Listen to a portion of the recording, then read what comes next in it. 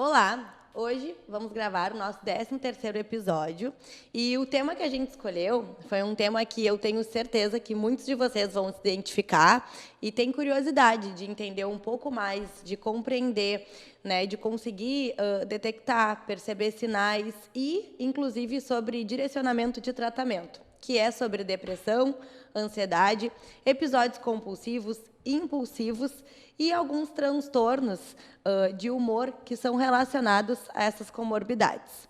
E eu convidei uma amiga, uma profissional que eu admiro muito, que é a Nath, para fazer esse bate-papo comigo. Então, Nath, te apresenta. Oi, boa noite, Dessa. Primeiro, quero agradecer o convite. Fiquei muito contente e acho que vai ser um bate-papo bem legal. Então, meu nome é Natália Barreto, sou médica psiquiatra, fiz medicina aqui na Federal de Pelotas, fiz residência de psiquiatria também aqui em Pelotas, fiz mestrado na Católica de Pelotas em saúde e comportamento, fiz uma especialização em psicoterapia de orientação analítica, mas hoje trabalho só com psiquiatria clínica, que é a área da psiquiatria, né, que não trabalha com psicoterapia, mas que usa algumas técnicas e algumas abordagens psicoterápicas no atendimento do paciente clínico. O que a gente faz, então? Faz uma avaliação com um direcionamento para um diagnóstico e, a posteriori, um tratamento, né, das doenças, das patologias, dos transtornos psiquiátricos. Perfeito. E eu quero começar exatamente por esse ponto, né? A importância de um diagnóstico correto.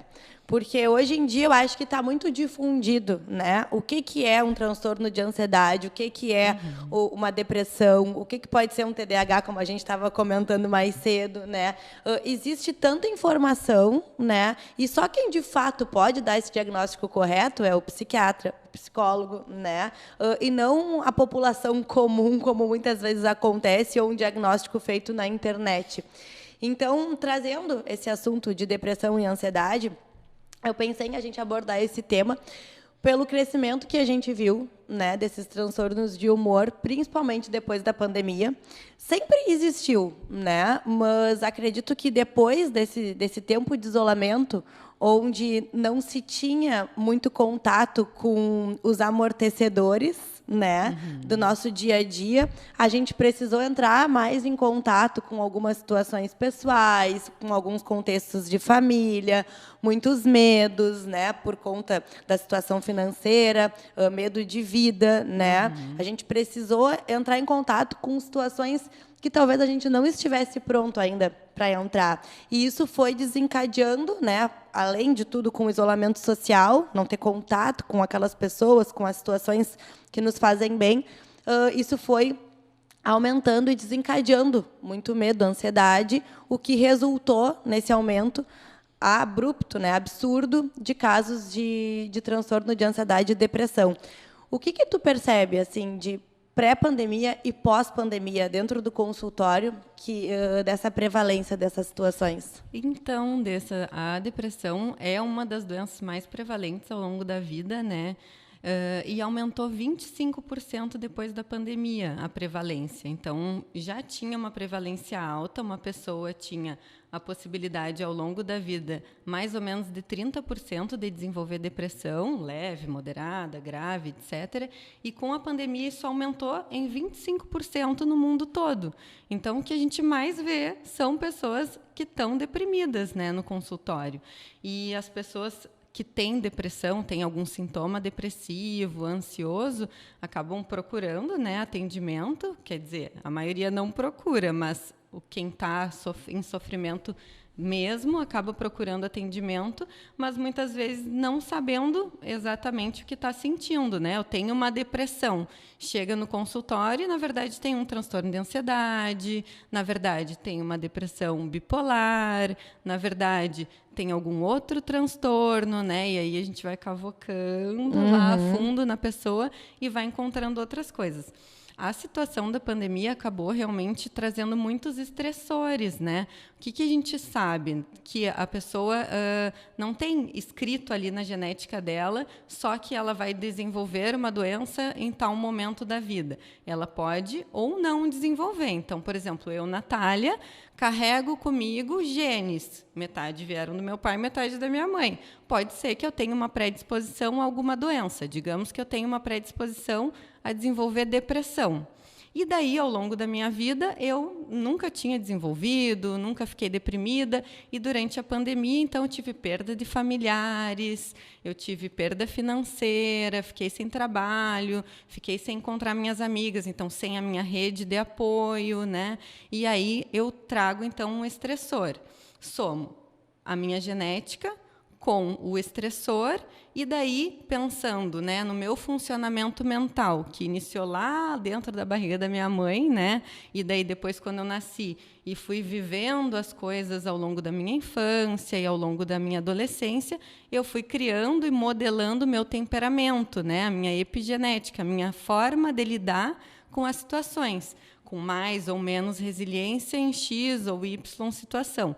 Então, soma tudo isso, a minha genética, a minha forma de ver e entender o mundo, o meu temperamento e os estressores, o ambiente, né, o ambiente, acaba então a pessoa desenvolvendo, né, aquilo que ela tinha geneticamente meio que programado. Então, se para mim o que tinha ali meio programado era depressão, eu desenvolvo depressão. Se eu tinha esquizofrenia, eu desenvolvo esquizofrenia. Se eu tinha transtorno do humor bipolar, transtorno do humor bipolar, ansiedade. Mas o que a gente vê de grande aumento, que realmente os estudos no mundo inteiro mostraram, foi principalmente em sintomas e transtornos depressivos e sintomas e transtornos ansiosos.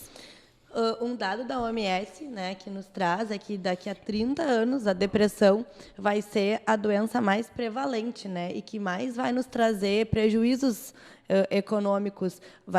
Ela vai estar acima de diagnóstico de Parkinson, Alzheimer, câncer, né? E o que é um dado muito preocupante, porque a gente cada vez tem mais situações que são estressoras, né? Menos resiliência para lidar com situações que emocionalmente podem nos trazer prejuízo, né?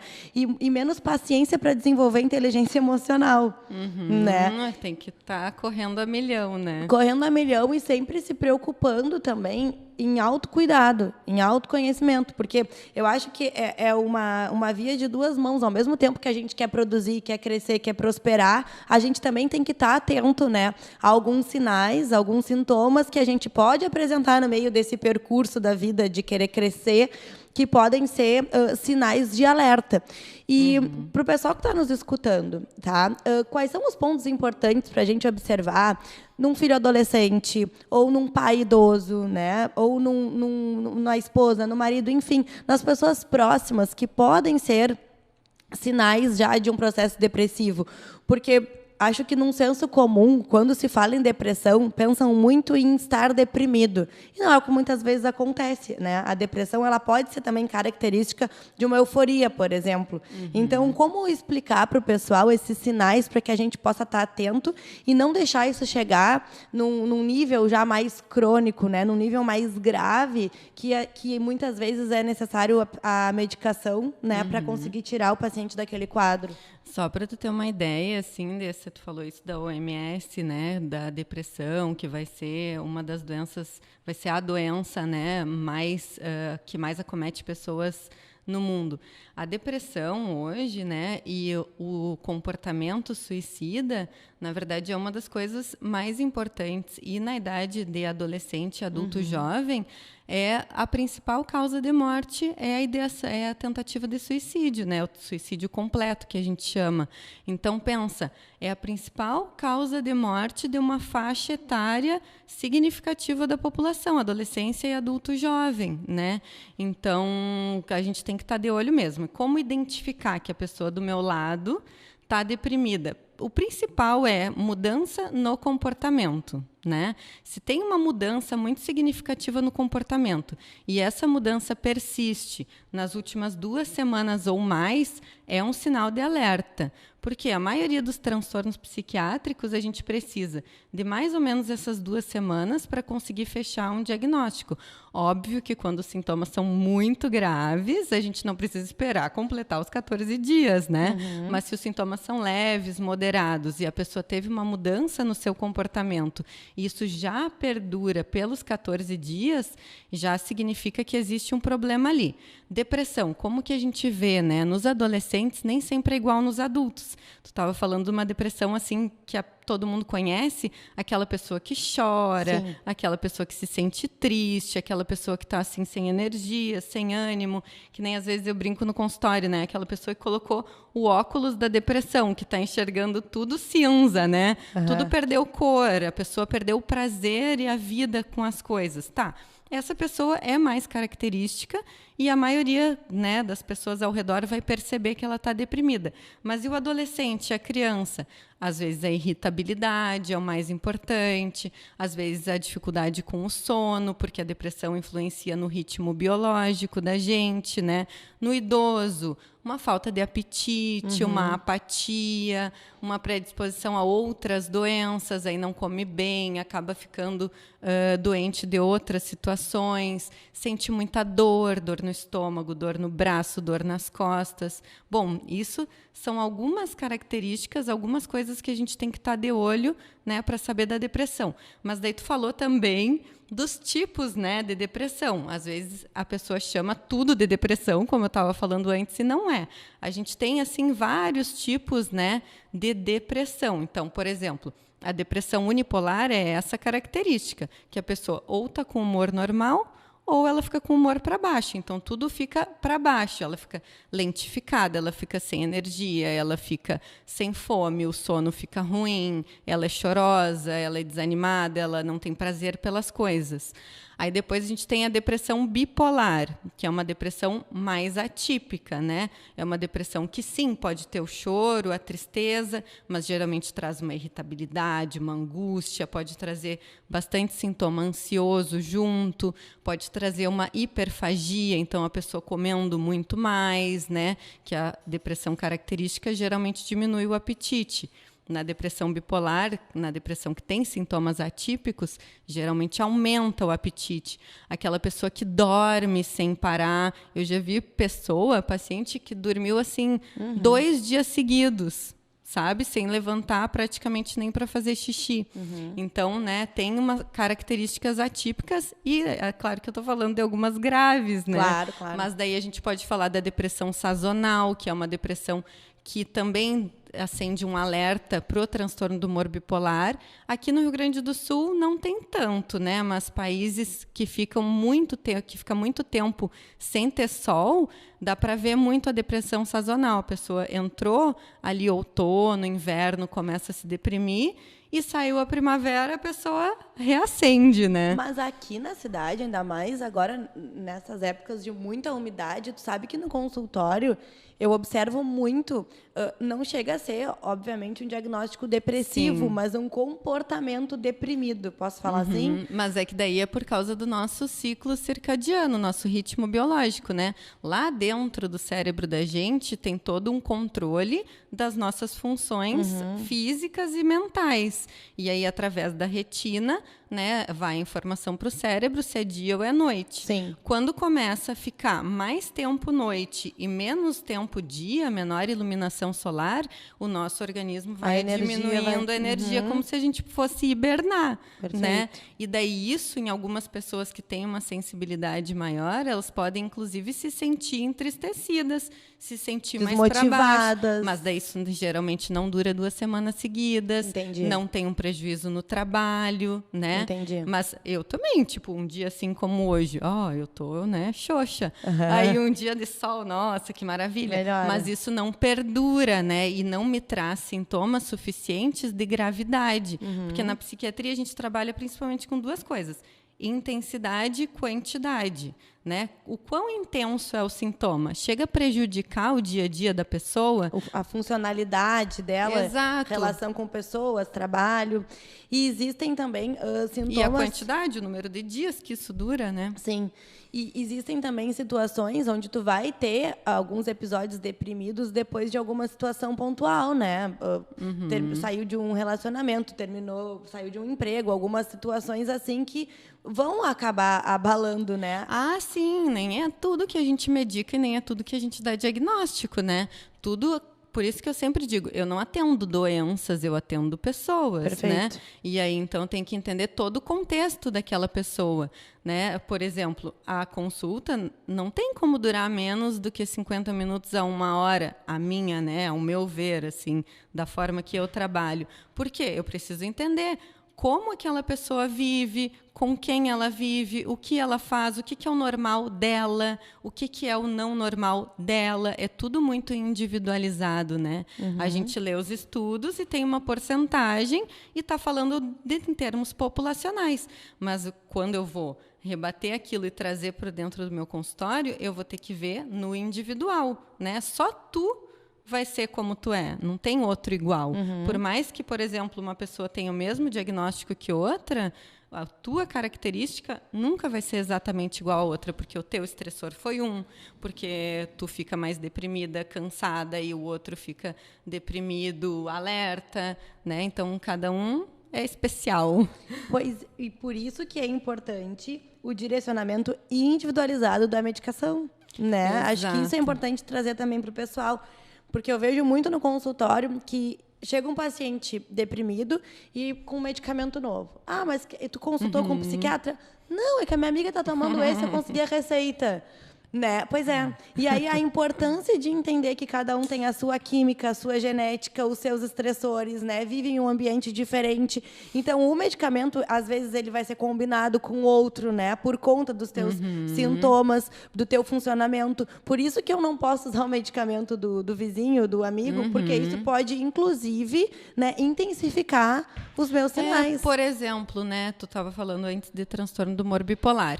E eu falei da depressão bipolar. Na depressão bipolar, se a gente usa um antidepressivo sem usar um estabilizador do humor, aquela pessoa pode ir o contrário da depressão para algo que a gente chama de mania ou hipomania, que é algo que está acima do humor normal. Ela pode ficar intensamente irritada, ela pode ficar super eufórica, ela pode sair com comportamentos compulsivos, né, e impulsivos, gastando muito dinheiro, se expondo sexualmente, se expondo moralmente. E aí o antidepressivo fez super bem para a vizinha, que tinha só uma depressão unipolar, e acabou com aquele momento da vida daquela pessoa que tinha uma predisposição para ter uma depressão bipolar, né?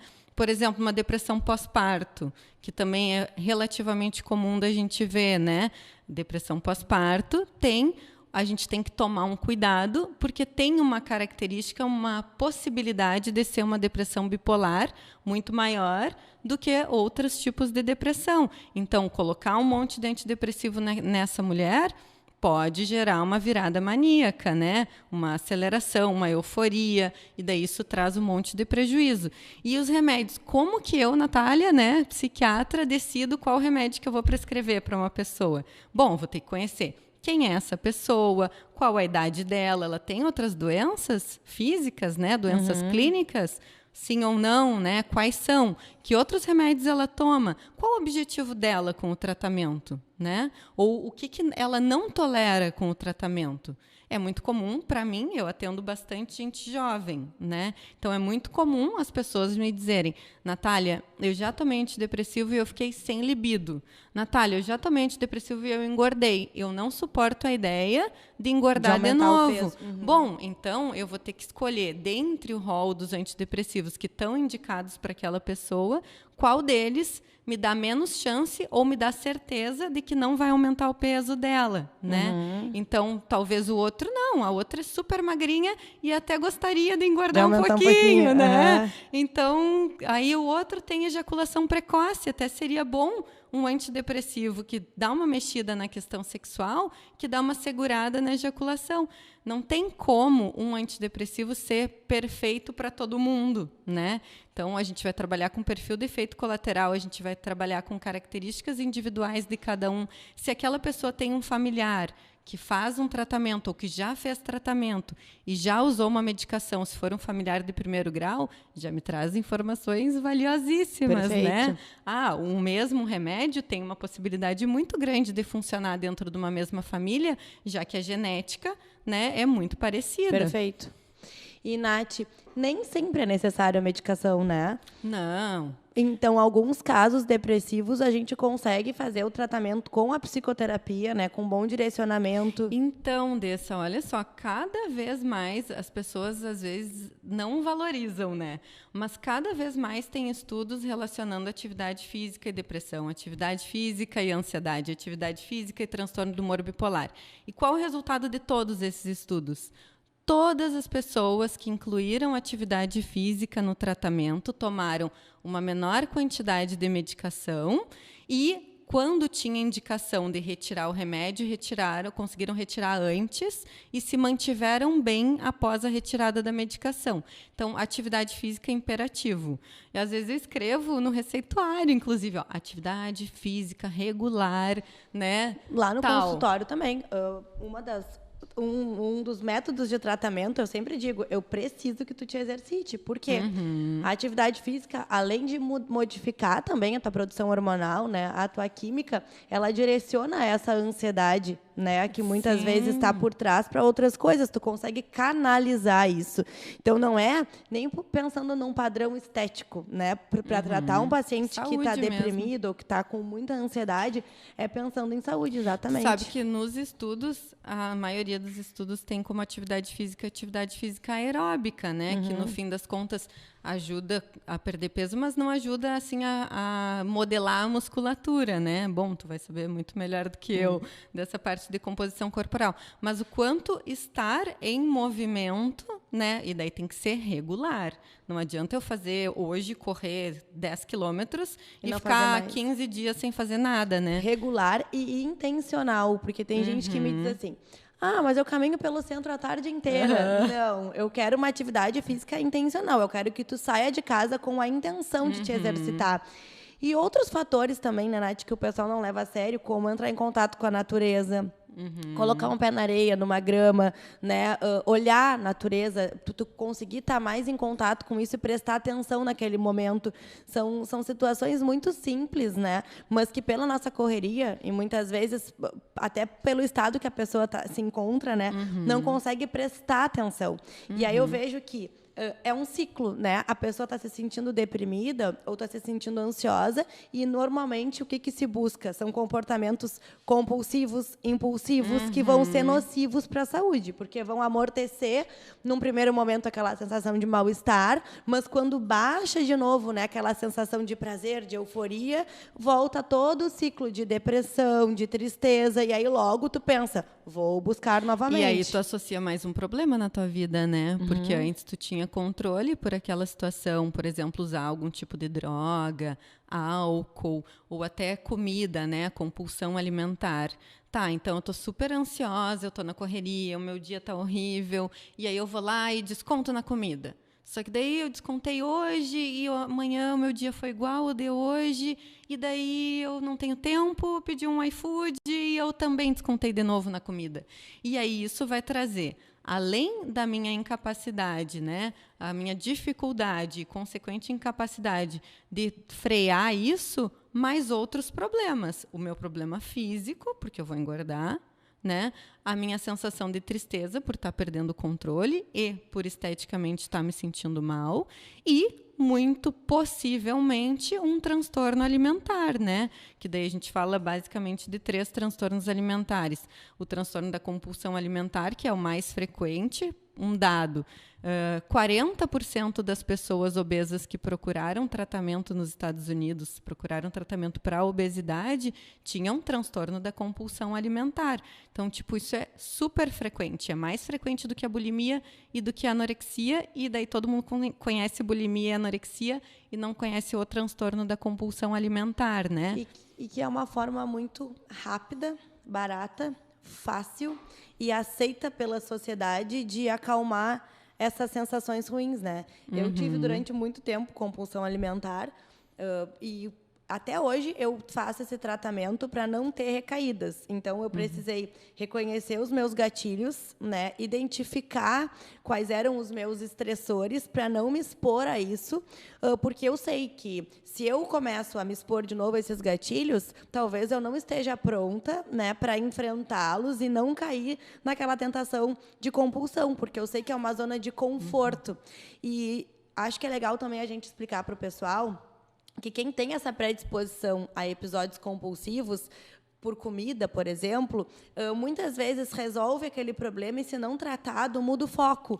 Então, eu vou tomar um medicamento que vai tirar minha fome. Ah, beleza, não estou mais comendo. Eu vou mudar o foco para compra. Eu vou beber, aí eu vou comprar. Eu vou beber, exatamente. Tanto que, após cirurgia bariátrica, né, muitas vezes, a gente vê que muda o foco de compulsão. O paciente que faz uma bariátrica e não é tratado, né, emocionalmente, não leva a sério essa parte do tratamento, muitas vezes começa a beber mais, ou muda essa compulsão por compras, ou muitas vezes por droga, né, jogo, pornografia. Todas essas ações que vão fazer o nível de dopamina ir lá no teto. E toda vez que baixa, a gente vai em busca, vai correndo, né, atrás dessa sensação de novo. Só que o nosso limiar ele fica cada vez mais exigente. Então, se hoje, por exemplo, uma xícara de café me satisfaz, amanhã eu vou precisar de 2, depois de 3. É que o cérebro da gente é muito esperto, né? Tudo que bate lá no centro do prazer, o cérebro quer. E daí isso é muito primitivo, porque não é algo consciente, é lá dentro do cérebro, é químico, é inconsciente, né? Então o cérebro transforma a gente num ratinho de arranjar satisfação, né? Quando esse botãozinho tá ligado, e daí os comportamentos impulsivos e compulsivos ligam esse botãozinho, a gente vira escravo do nosso cérebro. E aí o teu cérebro vai querer comida, comida, comida, ou vai querer droga, droga, droga, ou vai querer sexo, sexo, sexo, ou compras, compras, compras. E aí, se tu não der um stop nisso, e daí a medicação é um auxiliar, né? A auxiliar medicação químico, né? É um auxiliar, a medicação não faz o milagre, né? O que faz o milagre? É o tratamento completo. É a psicoterapia, preferencialmente da área cognitiva, né? Então, terapia cognitivo-comportamental. É a pessoa ter consciência e querer, né? E a pessoa também lidando, como tu mesma disse, né? Eu já sei os meus gatilhos. E a pessoa também não se colocar em teste, né? Isso que tu falou, eu não me coloco na situação. Tá mais do que correto, porque a gente não deve se testar. É só para tu te frustrar. Porque imagina, tu sabe que aquilo te faz mal, então para que tu vai te colocar numa situação que tem uma possibilidade gigantesca de te fazer mal, de tu ter uma recaída e logo em seguida tu ficar frustrada, triste, chateada, né? Eu ouvi uma frase, esses dias eu estava estudando sobre essa parte mais neuroendócrina, né, dos episódios compulsivos, e eu ouvi uma frase que eu adorei, que esse ambiente de prazer, essa zona de prazer, é um lugar que o cérebro reconhece e ele quer sempre voltar. Então, ele vai sempre te direcionar as tuas ações, atitudes, pensamentos para voltar para aquela zona. E pensando nessa forma protetora que eu te disse, por exemplo, hoje em dia, olha, raramente, deve fazer uns 3 anos que eu não vou num rodízio de pizza, ou que eu não vou num sushi livre, entende? Porque eu sei que isso, para mim, é um gatilho e é me expor a algo que não vai me fazer bem. Eu prefiro, então, pedir a pizza num tamanho, ok? Pedir o sushi numa porção, ok? Porque eu não vou ficar nervosa com aquela quantidade.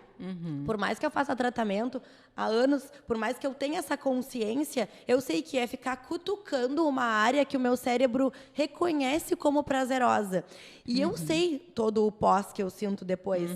Eu lembro que é a pior parte, né? Nath, quando eu tinha os episódios compulsivos, eu não conseguia, era uma recaída atrás da outra. Eu consegui melhorar quando depois dos episódios, eu me forçava a anotar as sensações. do pós, entende? Algo Porque bem aí, cognitivo, porque né, aí e no outro comportamental dia mesmo. eu acordava e lia, e eu não lembrava mais de como tinha sido a sensação. Só que quando eu lia as minhas palavras, eu pensava, sério que eu escrevi isso? Nossa, foi muito ruim mesmo. Então eu não vou querer passar por isso de novo. E aí aos poucos, toda vez que eu ia para um lugar, por exemplo, num sushi, eu pensava, não vamos escolher o livre, Andressa, porque tu sabes qual vai ser a tua reação depois.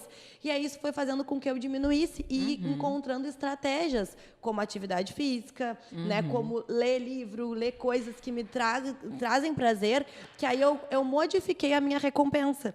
Porque o meu cérebro segue em busca, né, dessas sensações de prazer. Só que eu consegui identificar quais eram as que eu poderia buscar, as ações que eu poderia buscar, que não seriam nocivas para o meu dia a dia. Isso é bem importante, né? Porque às vezes a vida da pessoa está tão vazia que a única fonte de satisfação é a fonte que é doente, né? É a compulsão pela comida, é o uso de droga. E, por exemplo, em drogas, né, na comida não é tanto assim, mas num grau mais grave pode acontecer, a pessoa vai largando os seus prazeres em função daquilo, né? No jogo patológico é muito comum da pessoa ficar só focada ali no computador e praticamente não sair, joga. Nas compras, a pessoa também acaba não tendo prazer nas outras coisas e daí só compra. Então, num primeiro momento, quando a pessoa não está conseguindo parar com o comportamento, entre aspas, ruim, então inclui comportamentos bons. Os comportamentos, entre aspas, bons vão ocupando uma parte do tempo da pessoa, vai gerando um pouco mais de satisfação, que não é igual à satisfação do comportamento compulsivo, Não é. né? Não é, e daí é E a gente difícil tem que lidar com aprender, isso. a gente tem que aprender a se Mas tem que acostumar com um limiar aprender. menor É. de prazer, né? Eu sempre digo, é que nem fazer dieta. Nem sempre o alimento saudável vai ter É gostoso, o mesmo né? paladar, né? O mesmo prazer do que o hambúrguer, a pizza. Mas aí tu tem que aprender a te acostumar, né, com esse paladar diferente para poder ter uma vida mais saudável, pensando em saúde, Claro. né? Não tem como competir, não tem como competir um pedaço de chocolate com uma maçã, por exemplo, entende? Sim. Os prazeres são completamente diferentes. Mas aí tu tem que começar a encontrar valores agregados nessas escolhas. Então, o que eu fui trabalhando dentro do meu processo e é o que eu tento trazer para o consultório tu vai fazer escolhas que, num primeiro momento, não vão te parecer benéficas, né? E vão ser estressoras. Mas se tu entender o caminho e tu enxergar a recompensa no final, é muito mais fácil de tu ter força para seguir esse caminho. Agora, se tu não enxerga a recompensa, se tu não enxerga o benefício de fazer essa troca, vai ficar sem graça. E daí, por exemplo, onde entra o meu papel, né? Onde entra o papel da psiquiatria e também, né, da medicação. A medicação vai te dar aquele minutinho, aqueles segundos que tu vai poder conseguir pensar antes de fazer. E no que tu consegue dar aquela pensada antes de fazer, muitas vezes tu vai conseguir segurar o comportamento que antes tu era, na verdade, escrava dele, Impulsivo. né? E muitas vezes os comportamentos impulsivos e compulsivos, eles são eles são comórbidos, né? Eles vêm junto com uma outra questão psiquiátrica. Então, por exemplo, depressão e transtorno da compulsão alimentar, muito comum, né? Então, as duas coisas vêm juntas. Se tu não trata uma, a outra tem bastante dificuldade, bastante possibilidade de também não melhorar, né?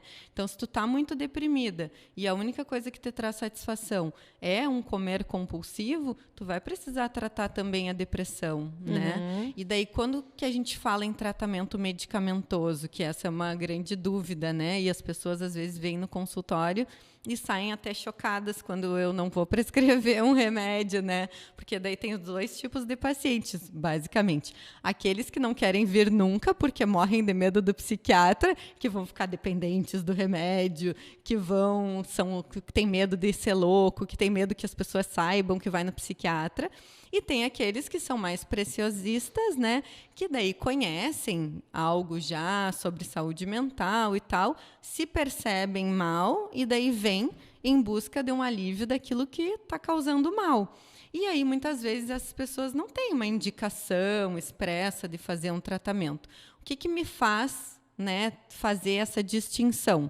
É a intensidade. A gente fala hoje em dia de espectro, né, que é um degradê, do mais escuro ao mais claro, do mais leve ao mais grave. Então, sintomas leves de depressão, de ansiedade, de compulsão, muitas vezes com as modificações comportamentais e a psicoterapia já ficam muito bem tratados. Sintomas moderados a graves e graves, eles já têm uma intensidade suficiente para diagnosticar aquilo como doença. E uma doença a gente trata com medicação, né? Uma doença psiquiátrica, vai exigir medicação. E aí, quanto tempo esse tratamento vai durar, né? Sempre vem essa pergunta para mim, né? Tá, e aí, eu vou ficar tomando esse remédio para o resto da vida? Às vezes sim, às vezes não, depende, né? Aquilo que tu tem é algo crônico ou é algo mais pontual? É a primeira vez que tu tá tendo na vida ou já é a terceira, quarta, né? Então, se a gente for falar de depressão e ansiedade, um primeiro episódio depressivo, mesmo sendo grave, moderado, não importa, a pessoa vai fazer o tratamento para melhorar, né? Isso pode demorar as 4 semanas daquela dose inicial de medicação, ou pode demorar um pouco mais, se precisar de um ajuste de dose, mas então a gente não vai contar o tempo do zero, né? Primeira consulta até a melhora, é um tempo que a gente não sabe qual é. Geralmente é de 1 mês, 2 no máximo. Desse período, tu me diz, né? Tô ótima, melhorei, tô ótima, voltei ao meu normal. Então, a partir de agora, vamos contar um tempo que, num primeiro episódio, é de mais ou menos 9 meses a 1 ano. Se fala cada vez mais em aumentar o período de manutenção, né? E daí, se é um segundo episódio na vida, esse período vai de 1 ano e meio a 2 anos. Aí, no fim desse término de tempo, se foi indo tudo bem e que exige um acompanhamento minimamente a cada 3 meses, foi tudo bem, vai se diminuir a medicação e possivelmente retirar. E quando que eu sei que a pessoa vai ter mais chance de retirar o remédio e ficar bem? Quando ela incluiu as outras coisas, né? Quando ela está fazendo atividade física regular, quando ela está fazendo psicoterapia, quando ela está investindo em autoconhecimento, quando ela está no aqui e agora, quando ela incluiu satisfações na vida dela. Então, o trabalho está melhor, a faculdade está melhor, ela está envolvida, ela aproveitou aquela melhora dos sintomas depressivos para buscar coisas positivas para a vida dela. Show! Esse paciente eu sei que vai ter alta, né?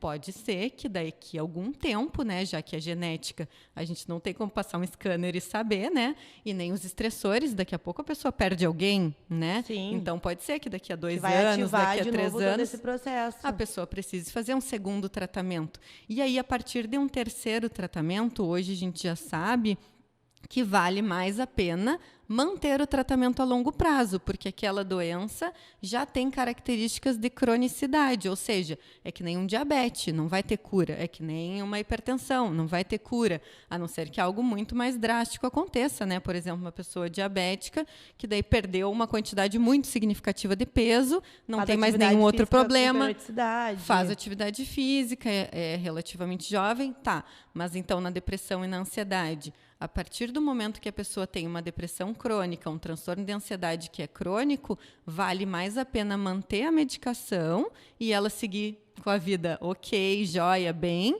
do que a gente tirar o remédio para ficar observando ela piorar. Sim, né? Com certeza. Até porque a gente conhece hoje sobre o cérebro algo que se chama neuroprogressão. Se fala muito em inflamação, né? Que a doença, a depressão, é uma doença também com caráter inflamatório. Esse caráter inflamatório também atinge o cérebro. E daí é como se a cada episódio depressivo a pessoa fosse perdendo neurônios. Isso no transtorno do humor bipolar é muito característico, é muito estudado e já está super conceituado, assim, que a cada episódio, seja depressivo ou seja de mania, a pessoa vai perdendo neurônios. E aí, então, a gente tem como objetivo no tratamento que a pessoa não tenha novos episódios. Pois é isso que eu ia então, dizer. manutenção do tratamento, né? Não é interessante ficar com as recaídas, né? Porque, além de todo o malefício estrutural da vida dela, ela também vai ter malefícios que vão ser metabólicos, né? Então, o quanto mais a gente conseguir manter aquele paciente a longo prazo sem esses vai e volta, né? Só que para isso é essencial, vou reforçar, ter todo o acompanhamento em volta, né? Que é da qualidade do sono, atividade física.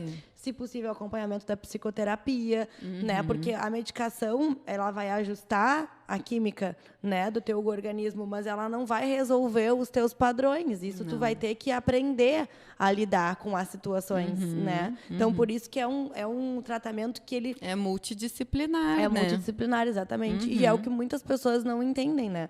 E até, né, tipo, o medicamento, muitas vezes, eu sei que existem muitos pacientes que são resistentes, né? Mas eu sempre digo, às vezes tu tá tão deprimido ou tu tá tão ansioso que tu não tem nem força para ir buscar esses recursos, né, que a gente precisa usar concomitante. Porque, de fato, tu tá num Tu baixo precisa do astral. remédio para poder buscar o resto, né?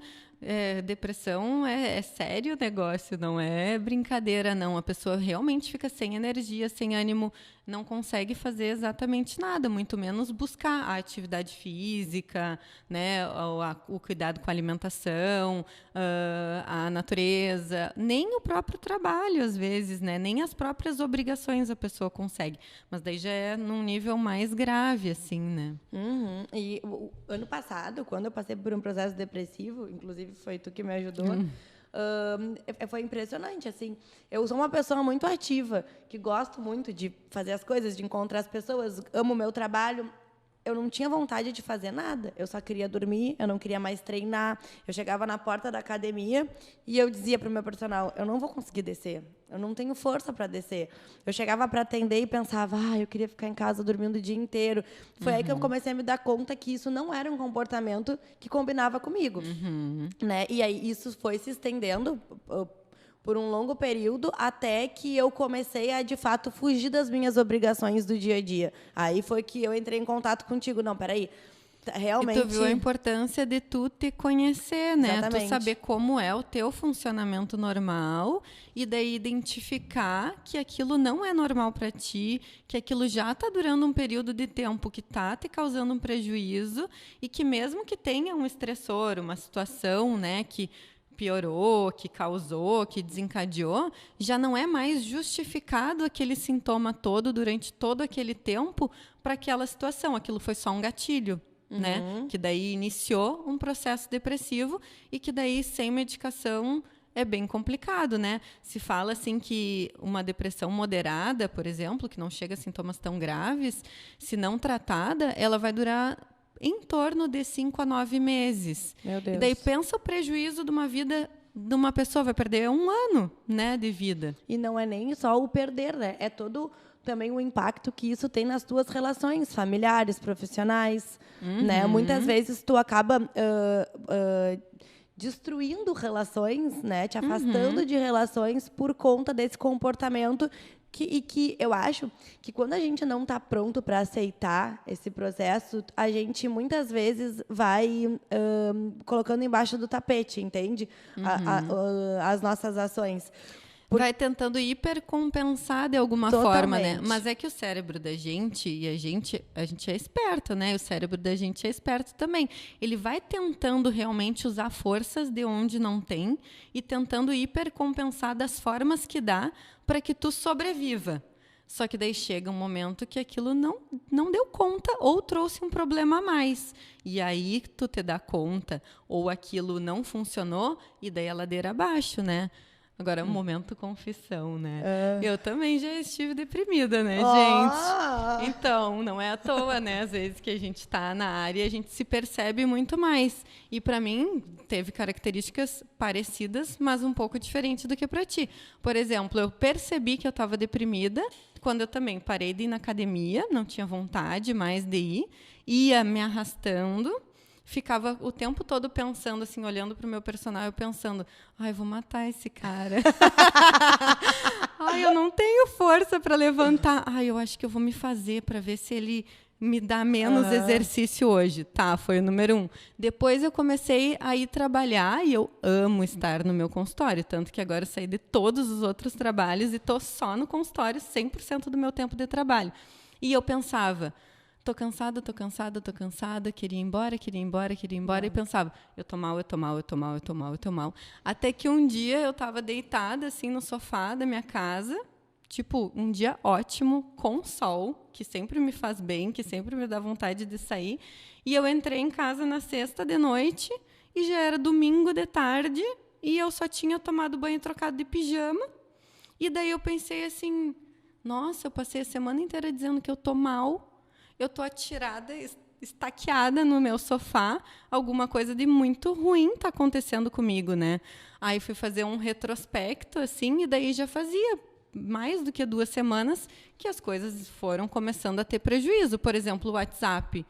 Fazia um tempão que fora do horário de trabalho eu jamais respondia o WhatsApp. Então eu fazia todo o meu esforço, meu cérebro, a minha alma, tudo, fazia todo o esforço possível durante o horário comercial. E quando terminava era como se desligasse uma chave em mim e daí eu só dormia para acordar no outro dia e fazer as minhas obrigações, né? E aí eu me assustei nesse final de semana porque eu pensei, será que eu vou ter força para continuar fazendo as minhas obrigações, né? Foi aí que eu tive que buscar uma colega, né, para conversar, tirar, né, ver o que eu ia fazer comigo mesma e daí usar pelo período que foi preciso uma medicação, né? Eu lembro que eu comecei, o que me disparou assim, muita atenção, foi que eu comecei de novo a ter princípios de episódios compulsivos, né? Porque eu estava muito desconfortável, mas eu não conseguia identificar por quê. Eu não tinha conseguido identificar os meus gatilhos. Só que aí eu comecei a me dar conta que eu estava buscando episódios compulsivos, assim, totalmente impulsivos, né? Sem perceber. E bebida alcoólica. Durante o meu trabalho, era automatizado, né? Trabalho, casa, academia, mesmo sem vontade. Quando eu conseguia ir, né, eu estava indo.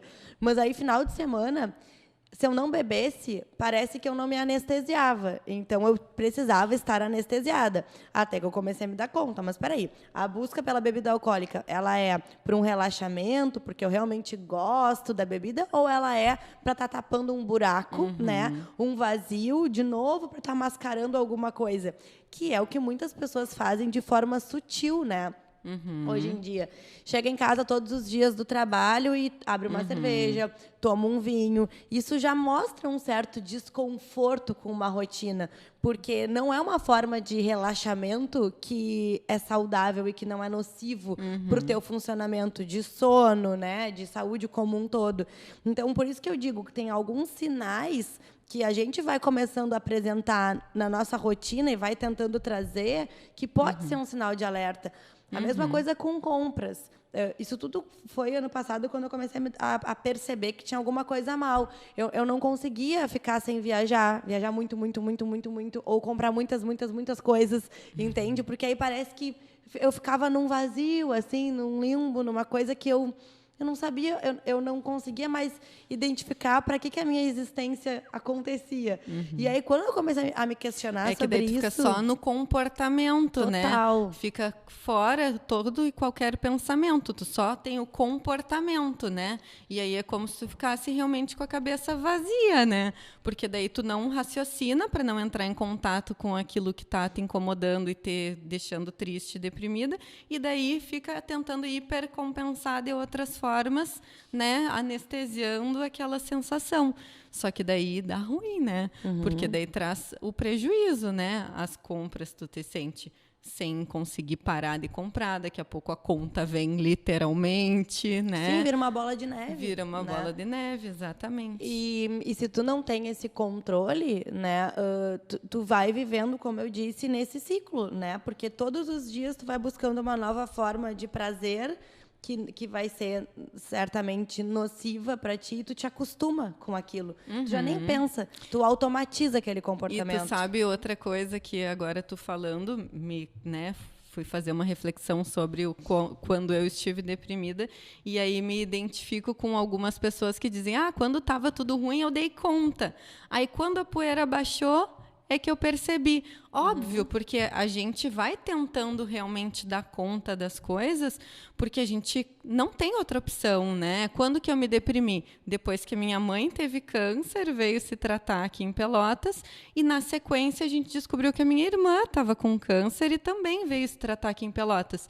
Então eu fui o porto seguro das duas, a referência das duas, elas ficaram na minha casa, cada uma num momento diferente, mas foi uma sequência de câncer que daí eu fui dando conta, né? Obviamente, fazendo lá a minha psicoterapia e tudo, mas dando conta, trabalhando, cuidando delas, etc, etc, e dando força para elas, porque elas é que estavam mal e eu que tinha que estar bem e tal. E aí, quando elas foram embora e os cânceres resolvidos e todo mundo bem de saúde, aí eu murchei, né? Baixou. Porque daí baixei, não tinha mais ninguém para eu cuidar, para eu estar ali, e daí eu estava comigo mesma. E daí eu estava preocupada com elas e com a minha saúde, etc, né? Então, é muito comum de acontecer isso também. Por isso que é muito individual, né?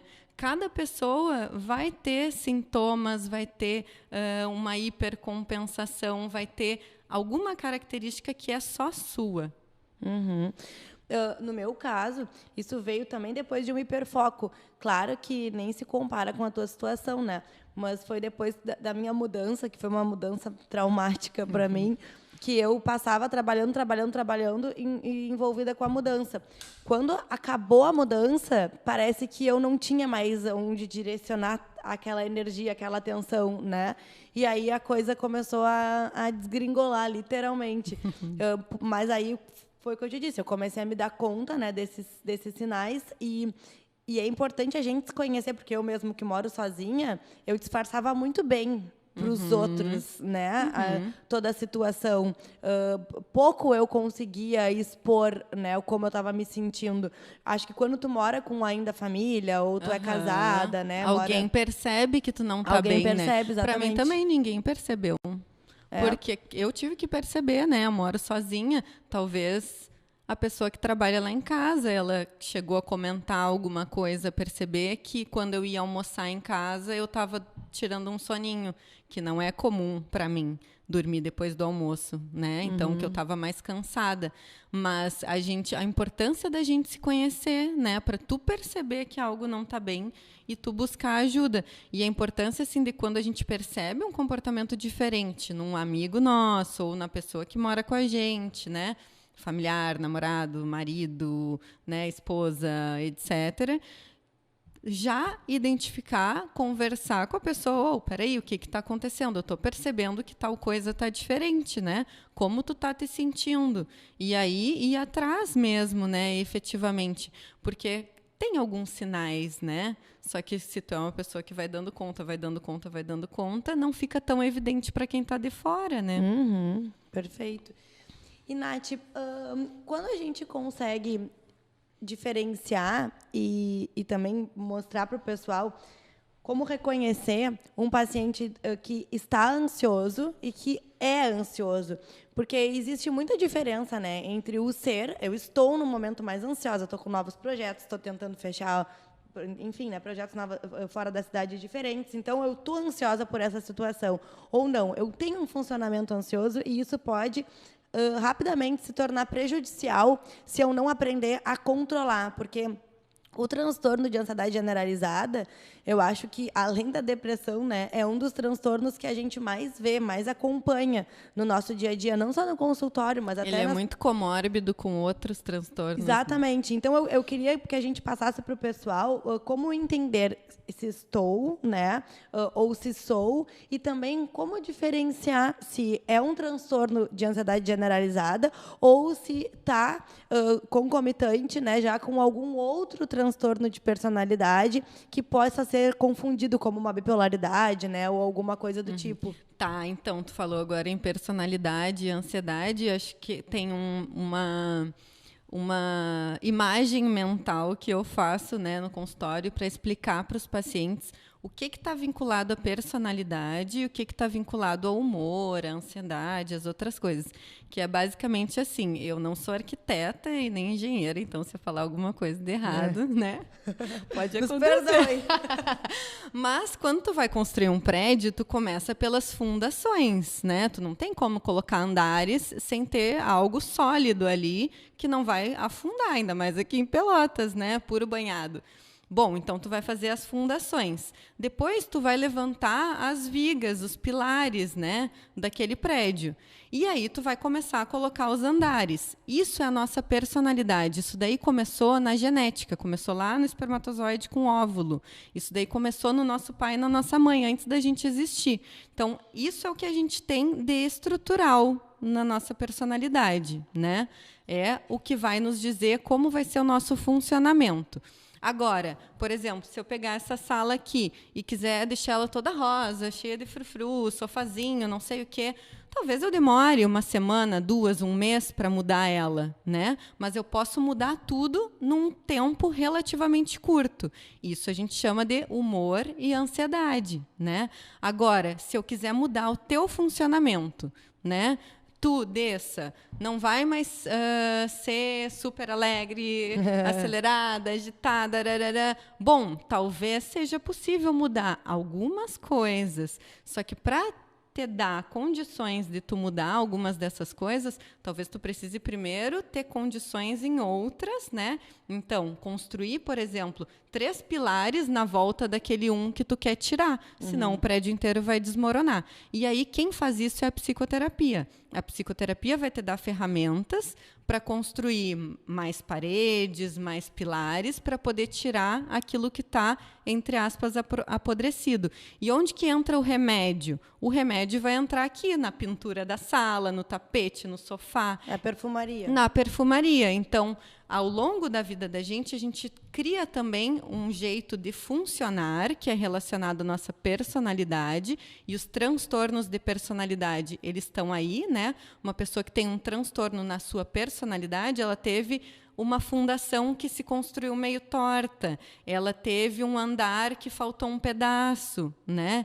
E daí isso foi estrutural lá do início da vida dela. Como é que a gente vê hoje? Vê ela funcionando de uma maneira disfuncional na maior parte dos aspectos da vida dela, né?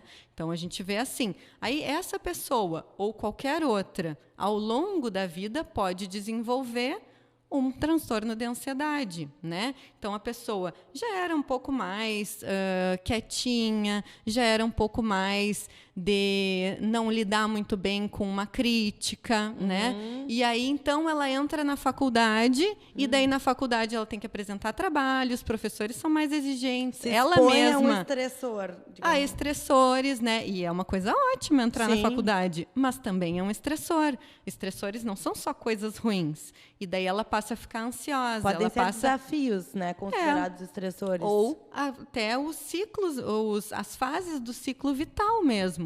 Ter um filho, se formar na faculdade, casamento, passar da infância para a adolescência, passar da adolescência para a idade adulta. São estressores, mas que são coisas que acontecem normalmente na vida de todo mundo. E daí, a partir de um dado momento, ela pode passar a ter algo que ela não tinha antes, que é isso da mudança no comportamento, né? Na mudança do sentimento, na mudança das sensações. E daí passar a ficar numa expectativa com as coisas, passar a ficar com sofrimento, com o dia seguinte, com a manhã seguinte, com o mês seguinte, com o ano seguinte, né? A ansiedade, a pessoa está sempre com a cabeça no futuro, né? E a depressão com a cabeça no passado, né? Bom, vamos tentar voltar para aqui agora, né? E aí é mais ou menos isso assim. Na ansiedade generalizada, a pessoa é como se ela tivesse o tempo todo ativada.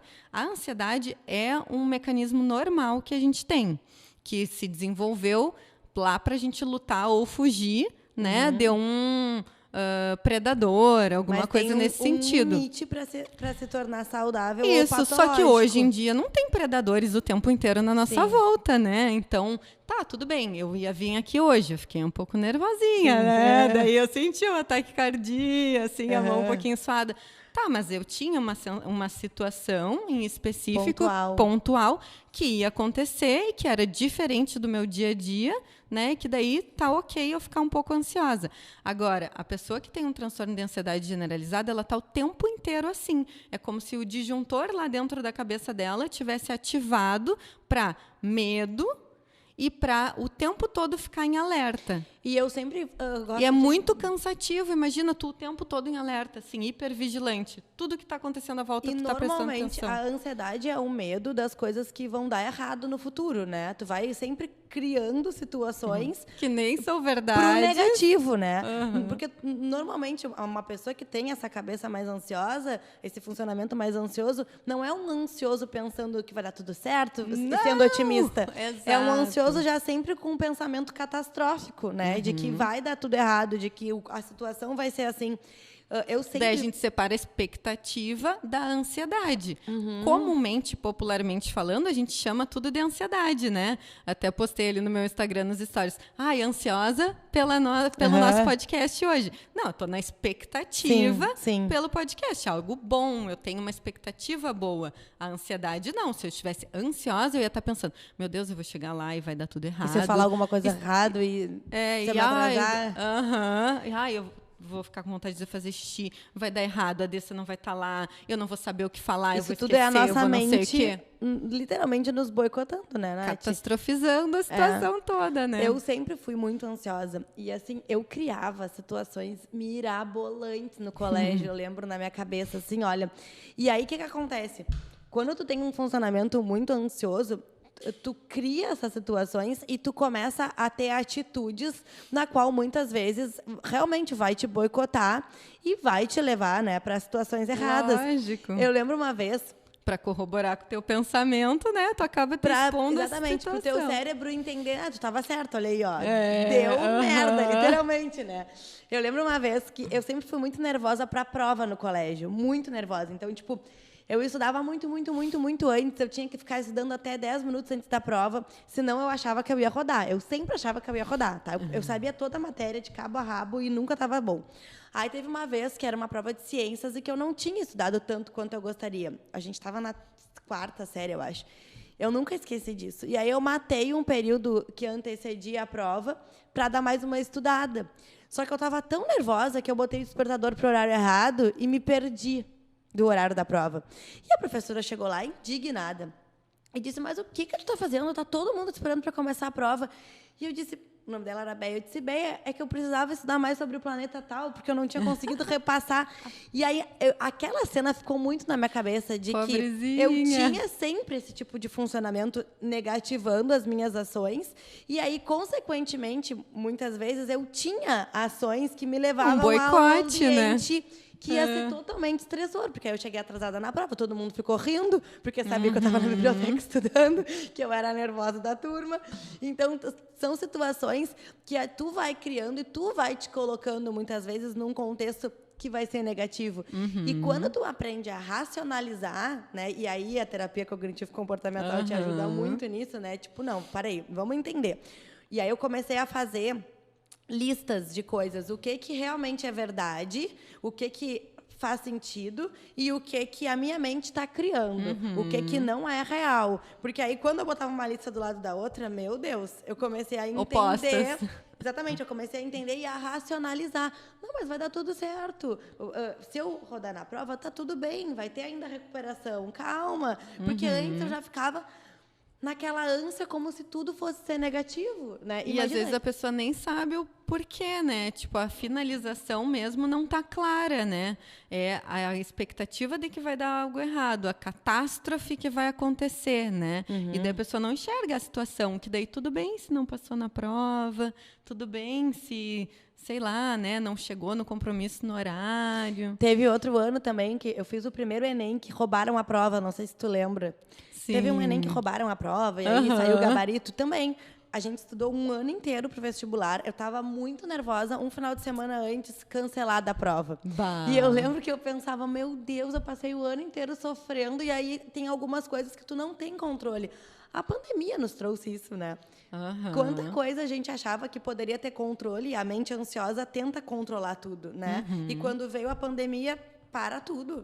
Retrocede, volta, espera. A gente não tem controle. Exatamente. Então, conseguir trabalhar isso é muito importante, porque, assim, agora um relato de uma pessoa que sempre foi ansiosa. É muito sofrido. É muito sofrido. Tu sabe que é muito comum no consultório as pessoas virem, obviamente, por um transtorno de ansiedade, né?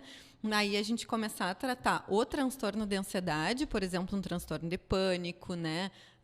Ou uma ansiedade generalizada, e daí a pessoa ficar bem, e daí dizer, meu Deus, como eu vivia antes.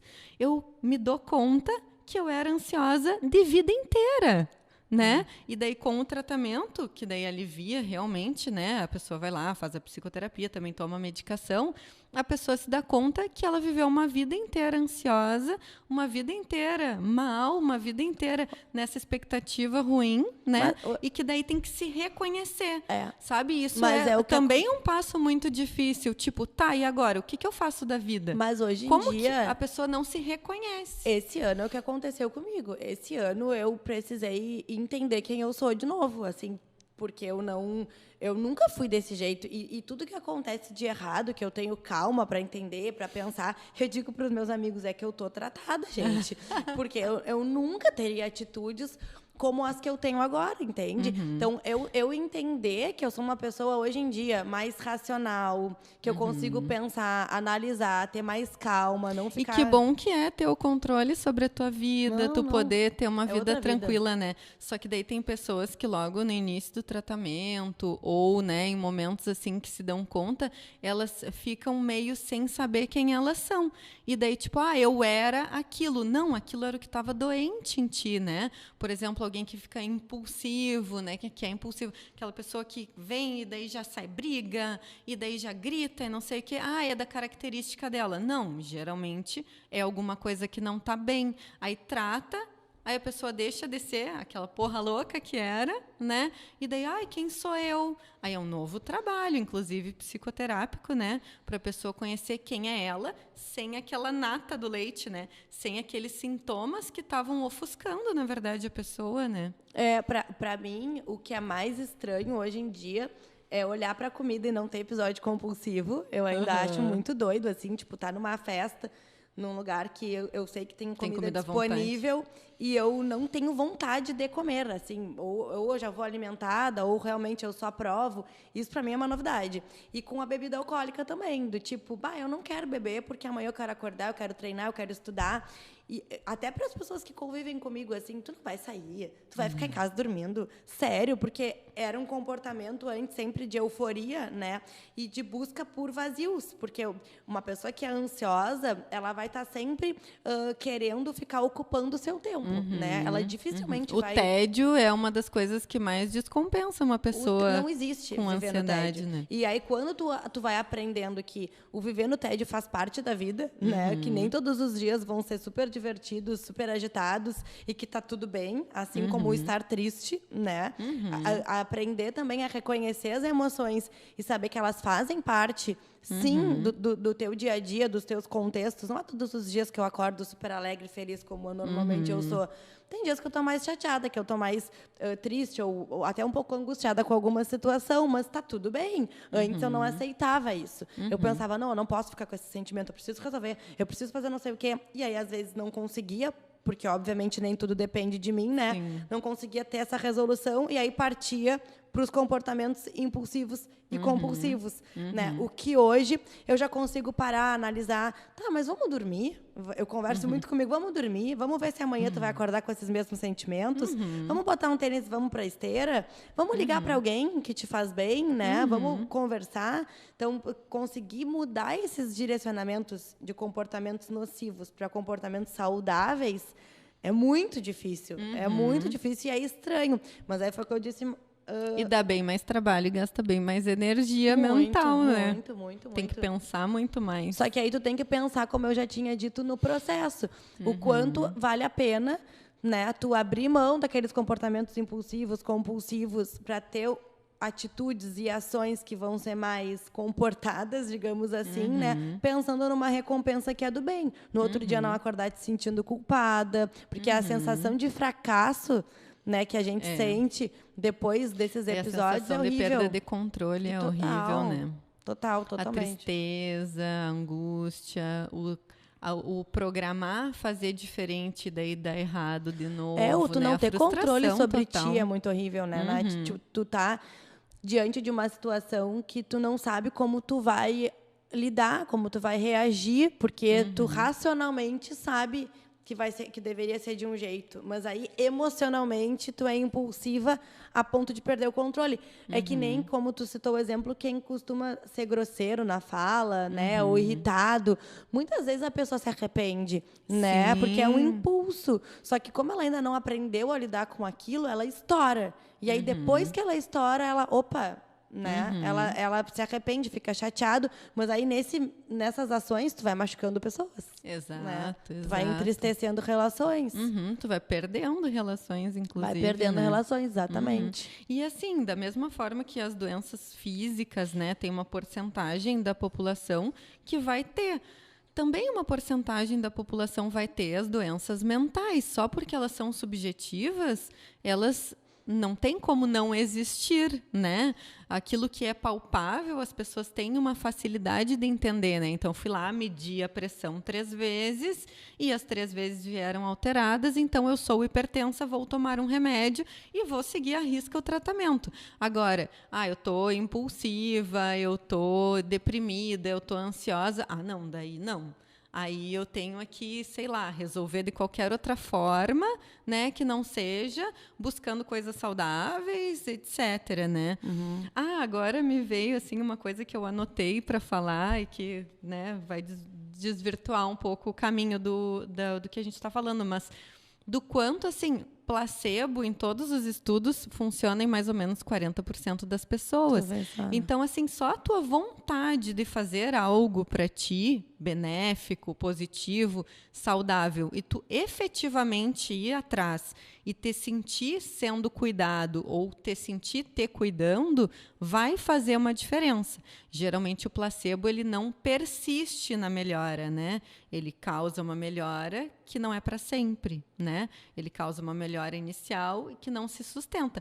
Mas só de tu ter uma melhora inicial e daí tu ter forças para fazer alguma coisa para ti, um estímulo. Muitas vezes tu já vai, ter um estímulo, muitas vezes tu já vai conseguir resolver. Porque se tu tem sintomas leves, depressivos, ansiosos, e tu vai fazer uma atividade física, e tu tá dormindo bem, né? E tu tá te alimentando adequadamente, muito provavelmente tu vai conseguir resolver esse episódio depressivo leve, esse episódio de um transtorno de ansiedade leve, né?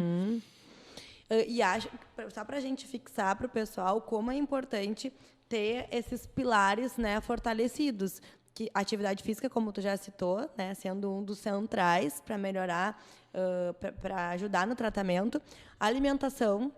Sim, hoje em dia se fala muito na microbiota intestinal, por exemplo, né? E aí quem come só besteira vai ter o que de resultado? Vai ter mais inflamação. A depressão é uma doença inflamatória. Então, tu aumenta as chances, né? Tu vai somando ali negativamente as tuas possibilidades de ter, né, as doenças psiquiátricas também. E aí tu regular, né, o teu intestino, tendo uma boa alimentação saudável e fazendo todo o restante, os quadros leves, muito provavelmente tu vai conseguir evitar com que eles apareçam. Hoje em dia a gente pode usar até probióticos, né? Alguns tipos de lactobacilos, bifidobactérias que são específicos para melhorar essa parte, mas não adianta tu fazer todo o tratamento com probiótico se tu não tem o alimento adequado para ele, que é uma alimentação mais saudável, que vai ser uma alimentação mais limpa, rica em fibra, né? Sem picos, muitas vezes, de carboidrato ruim, né? Carboidrato que vai vir acompanhado de açúcar refinado, farinha refinada, gorduras do mal, digamos assim, né? Gorduras que foram produzidas na indústria, que não são um alimento, de fato, benéfico para aquela microbiota. E aí entra esse ciclo que a gente disse. Tu tá deprimido, tu tá te sentindo mal, e aí tu não tá disponibilizando nutriente para o teu organismo, né? Tu só tá enchendo a barriga, literalmente, e amortecendo esses teus sintomas, porque são alimentos palatáveis, que te dão uma explosão, né, de bem-estar momentânea, e em seguida um pico, né? Baixa, um pico, exatamente. É um pico que depois baixa. E até em depressões graves, hoje em dia tem vários estudos, né, e mostram realmente a eficácia de usar esses probióticos junto com uma boa alimentação, né? Porque na depressão grave, resistente ao tratamento, se tenta de tudo, né? E daí tem algumas pessoas que respondem bem junto com o antidepressivo, junto com todo o tratamento medicamentoso, também usar os probióticos, até porque tem algumas medicações que também acabam desregulando, sim, né, a microbiota intestinal. Os antidepressivos são muito tranquilos, na verdade, né? Uma pessoa, se precisar usar a vida inteira, na maior parte dos antidepressivos, né? Por exemplo, os inibidores seletivos da recaptação de serotonina, a pessoa pode usar a vida toda, não vai ter um grande prejuízo. Ou uma pergunta que eu recebo direto, né, no Instagram, consultório, WhatsApp: pode beber? Então, a maioria dos antidepressivos não tem interação com o álcool. Então, eu sempre falo assim para os pacientes, né? Na maior parte das vezes, o teu tratamento entra na tua vida para ter uma vida normal. E não tu é anormal porque tu faz o tratamento, né? O remédio te dá a possibilidade de buscar coisas normais da tua vida, normais tuas, né? Com a chateação, eu sempre, né, dou esse adendo, com a chateação de tomar o remédio todos os dias, porque remédio só funciona dentro do corpo. Sim. Não funciona na caixa, não funciona bem guardadinho, no porta-comprimidos, etc., né? Então, é tudo uma questão, assim, de ajuste. Perfeito. E também, mesmo que siga com o consumo da bebida alcoólica, né, que não seja num padrão exagerado, porque senão tu não tá levando o tratamento a sério, né, que nem com a comida. Tem pacientes que usam medicamento para perda de apetite, mas não respeitam essa perda de apetite. E aí eu brinco, tá, mas só um pouquinho. Tu está fazendo uso de um medicamento que é caro, né, para tirar o teu apetite, mas tu não está respeitando, tu segue comendo bobagem, tu segue comendo em demasia, então não faz muito sentido. Porque daí tem que tratar também a relação dessa pessoa com a comida, né? Porque se eu sou, por exemplo, uma pessoa que tem um prato cheio, que desde muito pequena minha mãe encheu o prato, colocou na minha frente e disse: tu vai comer até o fim. Né? Como que eu vou enxergar um prato cheio e não vou conseguir terminar tudo? E como que eu vou enxergar um prato cheio de vazio? Né? Então, eu vou ter que tratar a relação da pessoa com a comida, a relação da pessoa com a alimentação, a relação com a pessoa com a origem, né? Na verdade, de tudo. Sim, com todo o contexto, né? E aí entram vários padrões, né, que a gente já trouxe, que é o autoconhecimento, conhecer a sua história, né? Trazer um pouco uma reflexão para a criação, para a relação familiar, né, que são pontos tão difíceis, né, para muitos pacientes, até porque às vezes a gente vai colocando embaixo do tapete muitas angústias, mágoas, né, e aí quando estoura parece que vem tudo junto e a gente tem que aprender a lidar com tudo ao mesmo tempo, né? Que é difícil lidar, né, mas se a gente tem uma ferida, aquela ferida está aberta e tu começa a botar areia ali em cima, bom, não vai curar nunca. Tu vai ter que limpar a ferida, isso dói, né? Abrir a ferida, né? E esperar cicatrizar, botar remédio todo dia, dói, né? E aí lidar com as suas emoções, os seus sentimentos, as suas chateações, traumas, etc., é dolorido, mas no fim, né, assim, ao longo do caminho, vai ter um efeito benéfico, que é o quanto tu vai ganhar de amadurecimento, o quanto tu vai ganhar de conhecimento sobre ti, e daí tomar as rédeas da tua vida, né? Porque enquanto tu tá à mercê disso tudo, tu não tem controle sobre nada. As coisas te controlam, né? A compulsão te controla, o álcool te controla, né? Os jogos, as compras, essas coisas te controlam. É um trabalho a longo prazo, né? E é um trabalho de mãos dadas, assim, com o psiquiatra, com a nutricionista, com a psicóloga, né? Com o educador físico e consigo mesmo, né? Acho que a mensagem que a gente pode deixar afinal é a gente precisa querer, né, esse tratamento, a gente precisa se sentir pronto para essas mudanças, porque tu vai te desapegar de muitas coisas que para ti são confortáveis, né? São confortáveis num momento de prazer agudo, né? Não a longo prazo. Então isso é muito importante e ficar atento ao teu funcionamento, né? Ao que te faz bem, a como tu costuma funcionar, a quem está à tua volta também, né? Como que as companhias, as companhias, exatamente, porque eu acho que às vezes tu tá te sentindo bem, tu tá conseguindo ter uma produção no trabalho legal, emocionalmente contigo tu tá bem, mas tu te expõe a companhias que disparam em ti muitas vezes essa ansiedade, essa agonia, esse mal-estar, né? E não tem porquê, quando a gente consegue reconhecer, né, o como muitas vezes essas pessoas acabam sendo maldosas, né, nocivas para a gente, é difícil também tu conseguir te afastar, né, dessas coisas, mas é essencial para que dê certo, porque não adianta usar o medicamento, né, e seguir se expondo ao estressor, gatilho, à né? situação, exatamente. Tem alguma mensagem final, Nath, que tu queira deixar para o pessoal sobre tudo que a gente trouxe? Então, acho que o importante, né, é tudo isso que tu falou, assim, finalizando, concordo, né, com tudo que tu falou, mas também, assim, de que não tenham medo, sabe, do psiquiatra, não tenham medo da saúde mental, ajuda. não tenham medo de buscar ajuda, sabe? Eu brinco, assim, algumas vezes, né, para deixar o clima mais tranquilo, tipo, eu não mordo ninguém, sabe? E o que tu tiver dúvida, leva tuas dúvidas e não escuta tudo que as outras pessoas têm para falar, sabe? Se tem alguém que está ali para te ajudar, ok, aceita a ajuda. Agora, para te colocar para baixo, para invalidar o que tu está sentindo, deixa de lado, pensa em ti, né? Porque quem tem que melhorar e a vida é tua, né? Quem tem que melhorar é tu. Vai atrás daquilo que tu tem o feeling de que tu precisa. E tá na dúvida, procura o profissional, sabe? Tenho medo de ir no psiquiatra. Vai, então, no psicólogo, né? Que tem, assim, uma barreira um pouco menor, que essa pessoa vai poder te auxiliar, avaliar contigo se vai ser preciso ou não, né, a medicação, e se vai ser preciso ou não o que com relação a tratamento, né? Conversa com alguém que já faz algum tipo de tratamento, né, e tira algumas dúvidas. Ou procura no Instagram e pergunta, sabe, para profissionais. E não se sentir inferiorizado por precisar de ajuda, né? Porque muitas vezes são situações da nossa vida que nos expõem, né, a esses estressores que são gatilhos para a gente, com todas as nossas características e nossa carga genética, como tu já disse, que nos tiram do nosso próprio controle. A gente não consegue conduzir a nossa própria máquina, né? Muitas vezes por situações que a gente não escolheu.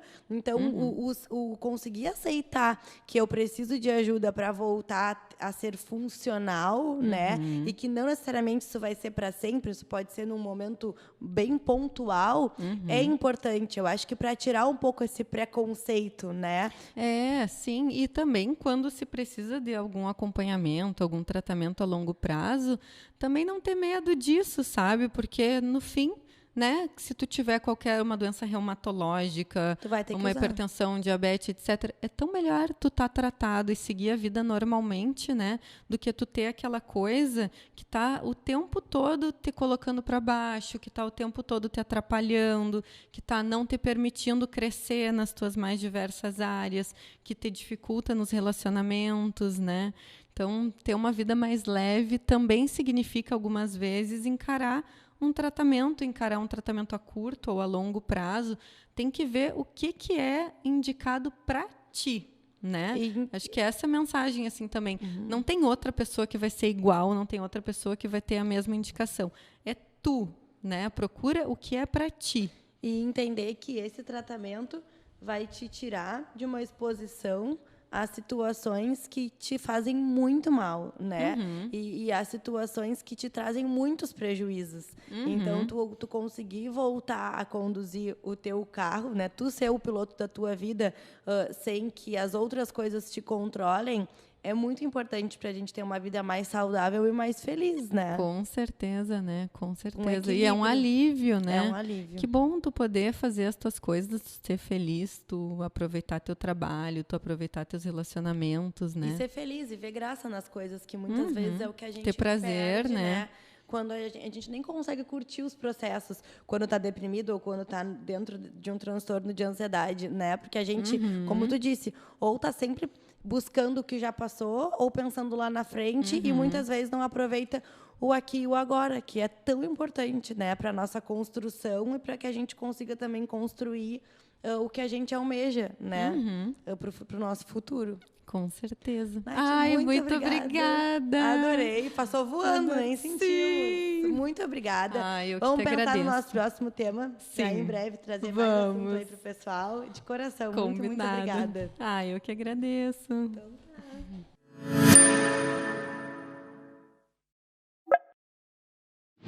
quem tiver interesse em entrar como nosso parceiro, pode entrar em contato pelas nossas redes ou pelo número de telefone que tem aqui embaixo. Muito obrigada.